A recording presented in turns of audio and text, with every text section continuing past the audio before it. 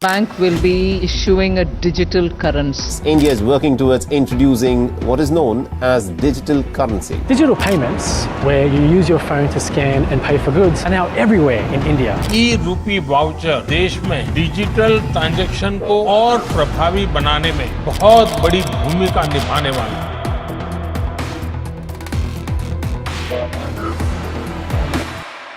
तो yes guys, welcome to Coinkick India YouTube channel. आज हम लोग बहुत ही ज्यादा इंपॉर्टेंट टॉपिक के बारे में बात करने वाले हैं, विच इज यूपीआई वर्सेस ई रूपी। यूपीआई तो हम सब ने यूज किया है, पर ई रूपी हम सब ने अभी तक यूज नहीं किया। तो तुम्हारे लिए ये वीडियो आखिर तक देखना बहुत जरूरी है। सो यस, यूपीआई हम सब जानते हैं। यूपीआई का फुल फॉर्म है यूनिफाइड पेमेंट इंटरफेस। ये एक ऐसा रिवॉल्यूशनरी टेक्नोलॉजी इंडिया ने बनाया था जिससे पूरे वर्ल्ड में अब इंडिया की वाहवाही हो रही है। देख सकते हैं, हम सब देखते हैं कि इंडिया के लोअर लेवल तक की जो ऑडियंस है, अब वो भी यूपीआई यूज करने लगी है। क्या फोन लो, क्लिक करो, पेमेंट डन।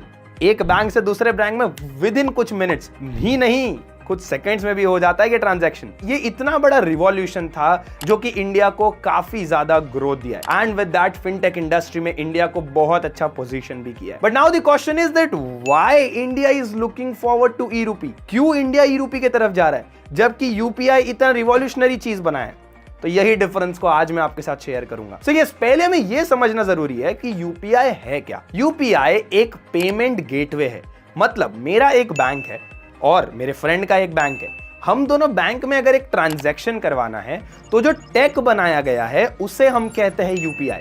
मतलब एक ऐसा टेक्नोलॉजी जो तुम्हारी करेंसी को एक जगह से दूसरे जगह भेजता है, उससे कहते हैं हम UPI. But then what is e rupee?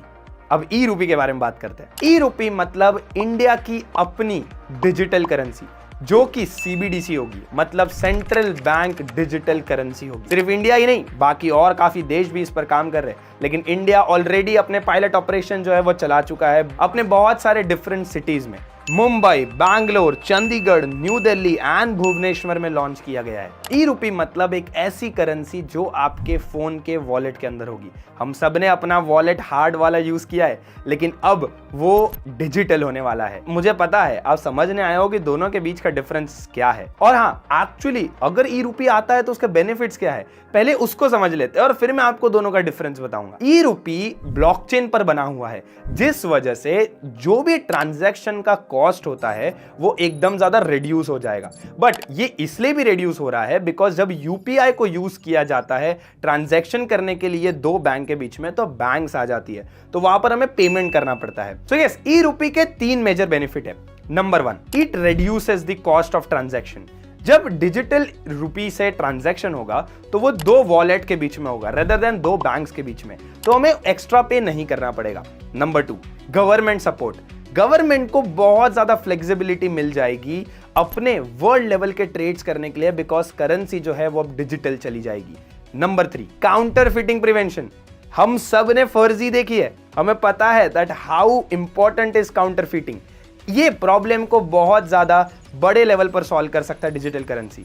But इसका मतलब यह है that fake notes, fake currency जो है, इसका प्रॉब्लम बहुत अच्छे लेवल तक सॉल्व हो सकता है by using digital currency which is e rupee. But अब चलो, अब तुम्हें फाइनली लेके चलता हूं वो सेगमेंट पे जो जिसके लिए तुम आए हो, which is what is the difference between E rupee and UPI. Let's start with it. Number 1 फर्क हमें यह समझना पड़ेगा दैट ई रूपी खुद एक करेंसी है और यूपीआई करेंसी नहीं, एक टेक स्टैक है। या मतलब कह सकते हैं कि यूपीआई एक बैकएंड है जो ट्रांजैक्शन करवाता है। मतलब यूपीआई एक मीडियम है दो करेंसीज को ट्रांसफर करने के लिए, वही ई रूपी जो है वो खुद एक करेंसी है। That is the major difference. Number 2, transaction cost of e rupee is less than as compare to transaction cost of UPI. इसका मतलब अगर हम ई रूपी से ट्रांजैक्शन करते हैं तो वो पीयर टू पीयर नेटवर्क में होता है, मतलब एक पर्सन से दूसरे पर्सन के बीच, मतलब एक वॉलेट से दूसरे वॉलेट के बीच, या कोई इंटरमीडिएटरीज नहीं आती है। वही अगर यूपीआई में देखो तो वहां पर बैंक्स आ जाते हैं। तो that is the major difference. Number 3, e rupee में एक प्राइवेसी लेवल जो है वो अप है as compare to UPI. So that is what we have to take care of, because हम करेंसी के बारे में बात कर रहे हैं। मतलब डिजिटल रूपी आने के बाद आपके रूपी का जो कंट्रोल है वो गवर्नमेंट के हाथ में रहेगा। कोई भी आपके करेंसी का डेटा जो है वो टैप नहीं कर पाएगा। That is important. So yes guys, this is the major difference between UPI and e-rupee. जो तुम्हें जानना बहुत ज़्यादा ज़रूरी है। और आगे हम सब देखने वाले हैं कि ई रूपी कितना पावरफुल होगा, क्या होगा, वो सब हम भी आपको अपडेट करते रहेंगे। उसके साथ साथ ये भी ज़रूरी है कि आप भी कुछ चीज़ों को रीड करते रहो। It will be one of the biggest revolutions that is going to happen in the whole world right now. जाके जरूर रीड करो। हम CBDCs पे भी कुछ कंटेंट बनाने वाले हैं, तो उसके लिए भी जरूर अपडेटेड रहो। एंड मोस्ट इंपॉर्टेंट, हमारी कम्युनिटी भी ज्वाइन कर सकते हो, हमारे और वीडियोस भी जरूर जाके देखो और मैं सब्सक्राइब भी जरूर कर लेना। तो चलो मिलते हैं एक और वीडियो में एक और नए टॉपिक के साथ, तब तक बाय बाय।